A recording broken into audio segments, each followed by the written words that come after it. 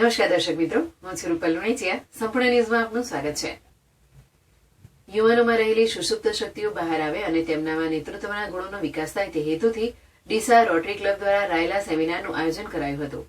દાંતીવાડા ખાતે યોજાયેલ આ 4 દિવસીય સેમિનારમાં અલગ અલગ મહાનુભાવોએ યુવાનોને દરેક ક્ષેત્રમાં નેતૃત્વ કરવાની સાથે સાથે સમાજ સેવા માટે માર્ગદર્શન આપ્યું હતું.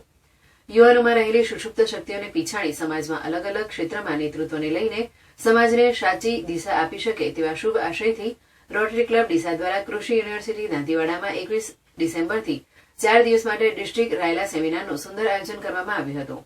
જેમાં ઉદઘાટન કાર્યક્રમમાં રોટરી ક્લબ ડીસાના પ્રેસિડેન્ટ ડોક્ટર ડીકેશ દ્વારા સર્વે મહેમાનોનું સ્વાગત કરીને કાર્યક્રમનો ઉદ્દેશ સમજાવ્યો હતો.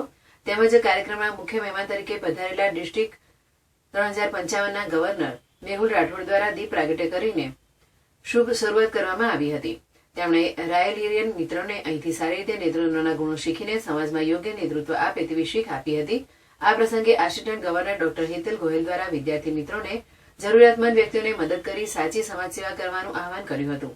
4 દિવસ ચાલેલા રાયલામાં ટ્રેનર તરીકે સુરેશ પટેલનું સતત માર્ગદર્શન મળ્યું હતું, જેમણે સતત વિદ્યાર્થીઓને મહાપુરુષોના જીવનમાંથી પ્રેરણા લઈ શિસ્ત અને નેતૃત્વના પાઠો શીખવ્યા હતા.